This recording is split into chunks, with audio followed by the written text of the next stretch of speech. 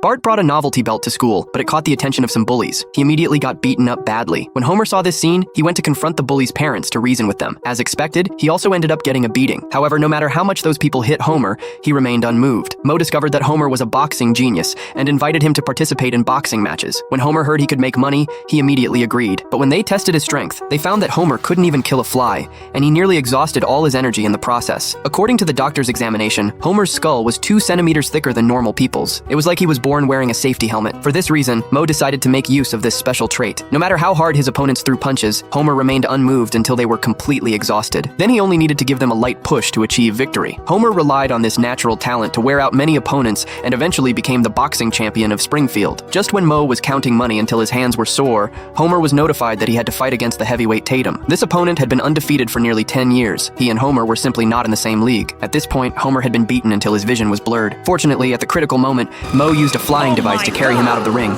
Homer accidentally discovered an automatic dialer. He had a brilliant idea, playing pre-recorded sales messages and automatically calling every household. Marge thought her husband's behavior was inappropriate, but Homer stubbornly believed he was begging in an honest and legitimate way. These sales calls spread like a virus, occupying the phone lines of the town's residents. No one could escape Homer's ear-piercing voice. Ned next door was tormented beyond endurance by the phone calls. Even the police chief was bothered by these damn phone calls 7 times while using the bathroom. As soon as Homer got home, he hurriedly opened his mailbox. Someone had actually believed his nonsense. Homer looked at the $2 in his mailbox and jumped up and down with excitement. I don't feel any happier.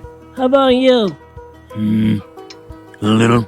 Homer was laughing even in his sleep, but he didn't notice the sound of police sirens slowly approaching from the street corner. When the police broke down the door, Homer was still blaming them for damaging his precious device. As expected, Homer received a court summons, even though he claimed to the outside world that the dialer belonged to Marge. Marge's auto dialer.